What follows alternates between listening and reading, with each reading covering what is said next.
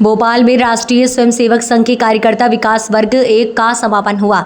इसमें छत्तीसगढ़, महाकौशल, मालवा और मध्य भारत प्रांत के 382 स्वयंसेवक शामिल हुए थे।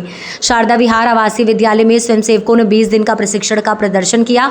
उन्होंने संचलन, घोष, समता योग, आसन, नियुद्ध, पद विन्यास और राष्ट्रभक्ति गीत की सामूहिक प्रस्तुति दी। कार्यक्रम में मुख्य अतिथि पूर्व कमांडर इन चीफ अंडमान और निकोबार कमांड वाइस एडमिरल विमल वर्मा और वर्ग के सर्वाधिकार सोमकांत उमालकर मौजूद रहे। क्षेत्र संचालक डॉक्टर पूर्णेंद्र सक्सेना ने कहा कि पंच परिवर्तन किसी घर से प्रारंभ होनी चाहिए। सामाजिक समरसता, नागरिक कर्तव्य, स्वदेशी पर्यावरण और कुटुंब प्रबोधन का वातावरण घर से बनाना होगा। विभिन्न जाति समाज के लोग आपस में संवाद करके आगे की राह बनाए। क्षेत्र संचालक पूर्णेंद्र सक्सेना ने कहा कि राष्ट्रीय स्वयंसेवक संघ पीछे की ओर देखने वाला संगठन नहीं है, संघ तो आगे की ओर देखकर कार्य करता है। हिंदू समाज आत्मग्लानि को त्याग कर गौरव की अनुभूति के साथ जाग उठा है। सूत्रपात की इस बेला में भी संघ आने वाले समय की ओर देख रहा है। परिवार इकाई शक्ति हो, सामाजिक समरसता की बात अपने घर से शुरू हो, स्वदेशी का आग्रह हो, कुटुंब का भाव बढ़ना चाहिए, अपनी मातृभाषा को बढ़ावा दें। प्रथम यहाँ भोपाल में पिछले 20 दिन से किया और मैं बहुत इम्प्रेस्ड हूँ कि यहाँ पे इतने सारे दर्शक मौजूद हैं।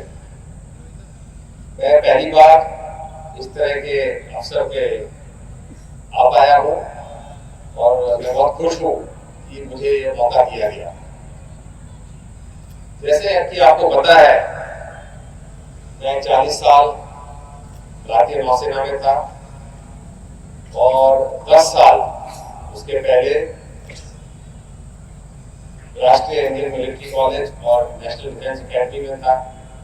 तो कुल मिला के 50 साल मैंने वर्दी पहनी है और जो मैं आपके सामने आज खड़ा हूँ, मेरी शख्सियत, मेरा सोचना, वो एक पिछले 50 साल का इन्फ्लुएंस दर्शाता है।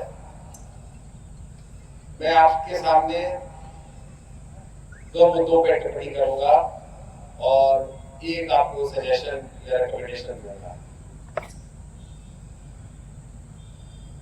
जो भारतीय सशस्त्र सेनाएं हैं, आर्मी, नेवी, एयरफोर्स, इसमें धर्म, जात और जातीयता, जैसे कि आपको मालूम है, फौज में सारे प्रांतों से लोग आते हैं और एक साथ मिलके जीते हैं और जरूरत पड़ने पे देश के लिए मिट भी जाते हैं। लेकिन जैसे मैंने आपको बताया,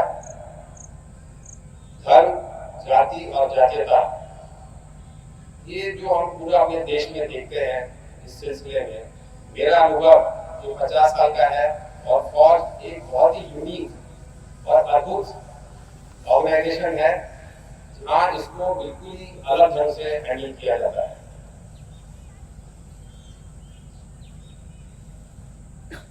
फौज का अपना ही रिलीजन है, अपना ही धर्म है।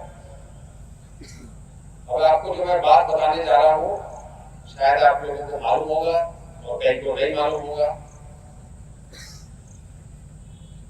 जो यूनिट होती है, जो फौज की यूनिट होती है, वो अलग अलग एरिया से लोग उसमें रिक्रूट होते हैं। कई प्योर धर्म के बेस में भी रहते हैं, जैसे सिख रेजिमेंट होता है, उनके तो ज्यादातर सिख जवान रहते हैं।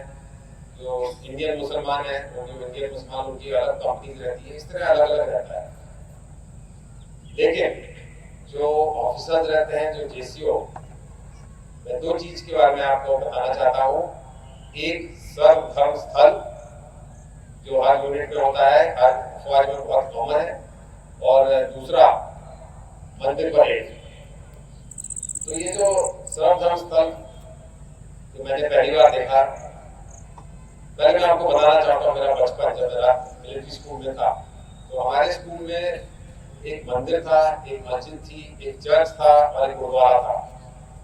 उसमें से जो मंदिर और गुरुद्वारा था, देहरादून में ये स्कूल था, तो उसमें काफी प्रोग्राम होते थे और हमें इंटरेस्ट रहता है बच्चों को गुरुद्वारा जाने में, क्योंकि वहाँ पे कड़ा प्रसाद, अच्छा मीठा हलवा मिलता था। तो वो मेरे बचपन की यादें हैं। और अब मैं आपको बताऊंगा सर्वधर्म स्थल एक ही छत के नीचे आपका मंदिर होता है, आपकी मस्जिद होती है, चर्च होता है और गुरुद्वारा एक ही छत के नीचे। और जब ये प्लेस ऑफ वर्शिप को एक जगह से दूसरी जगह मूव किया जाता है तो सारे जो ग्रंथ किताबें वो एक ही ट्रक में जाते हैं। और जो मौलवी होता है, जो पंडित होते हैं, जो उनका प्रीस्ट होता है, और मतलब अपने चारों जो हमारे मेन में धर्म माने जाते हैं, वो लोग अपने यूनिट में भाईचारा और सब रिलीजन जो होते हैं, धर्म के बारे में सबको सिखाते हैं।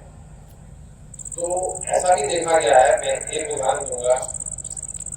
अभी भी वो भारतीय सरकार से जुड़े हुए हैं।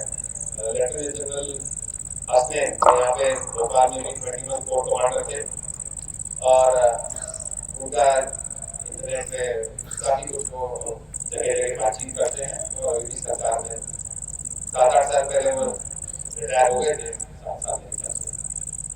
तो जहाँ भी लेफ्टिनेंट जनरल से रिटायर हुए तो ज्यादा उन्होंने हिंदू यूनिट कमांड की, और पूजा के लिए वो सबसे आगे जाते थे मंदिर में।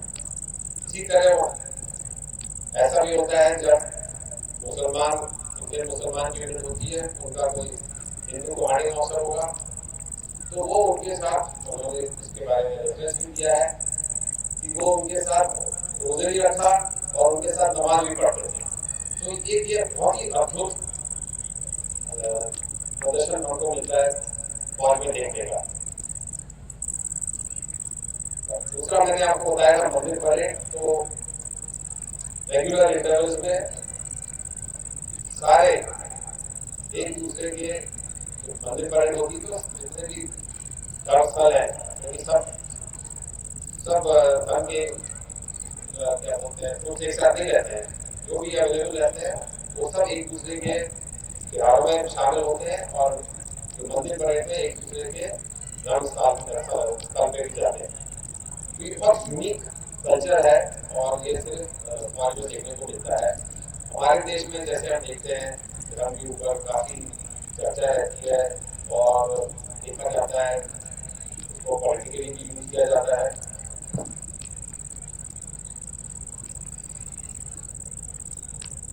उसको पॉलिटिकली भी यूज किया जाता है, और धर्म के नाम पे हम देखते हैं कि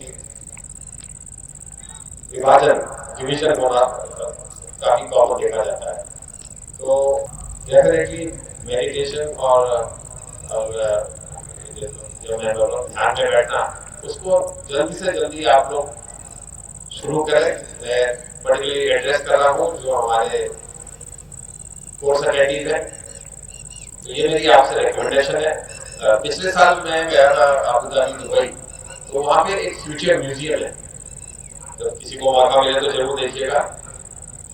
तो म्यूजियम नॉर्मली होता है पुरानी हिस्ट्री को दर्शाता है। ये म्यूजियम है आगे क्या होने वाला है। ये 5 फ्लोर में है, तो बड़ी अच्छी चीजें हैं, मैं उसके बारे में बात नहीं करूंगा। लेकिन उसमें एक फ्लोर है, फ्लोर नंबर 3। मैं उधर गया, मैं एक्सपेक्ट नहीं कर रहा था, मैंने इतना पढ़ा नहीं था कि क्या है म्यूजियम में। तो ऊपर से हम देखना चालू किए तो अंतरिक्ष के बारे में था, अपना बायोडाइवर्सिटी, जीवन ये सब चल रहा था। तो मैं 3rd फ्लोर में आया तो वहाँ क्या था, वहाँ तो सिर्फ अपना मेंटल हेल्थ, अपनी जो मानसिक सेहत है उसके बारे में था।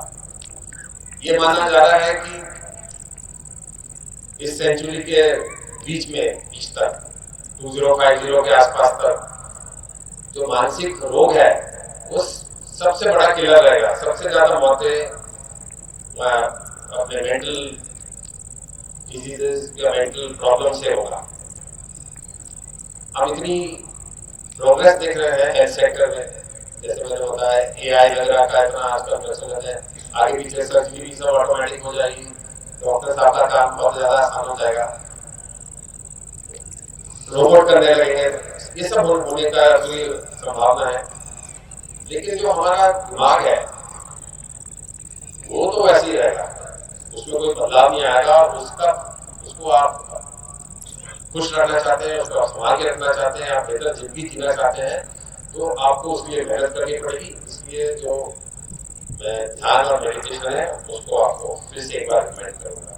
योग के बारे में तो आपको पता है, ये दोनों चीजों के लिए आपको कोई ज्यादा टूल्स नहीं चाहिए होते हैं, आपको कोई ऐसा स्पेशल क्लासेस नहीं चाहिए होती, आप अपने आप में भी प्रैक्टिस कर सकते हैं। तो मुझे बहुत अच्छा लगा यहाँ आके, और मैं बहुत खुश हूँ। मेरे को उम्मीद नहीं थी कि इतने सारे यहाँ पे दर्शक भी रहेंगे, और ये जो कोर्स अटेंडीज हैं उनको बहुत बहुत कॉन्ग्रेचुलेशन। आप लोगों ने बहुत सख्त कोर्स खत्म किया है। मैंने आपका रूटीन अभी हम लोगों को बताया गया, तो बहुत इम्प्रेसिव। मेरे को तो आपने खुद के ट्रेनिंग के दिन याद आ रहे थे, शुरू के 10-15 साल इसी तरह की चीजें चलती थी। तो ऑल द बेस्ट, और मैं बहुत खुश हूँ आपकी बीच में जुड़ पाया। थैंक यू, जय हिंद।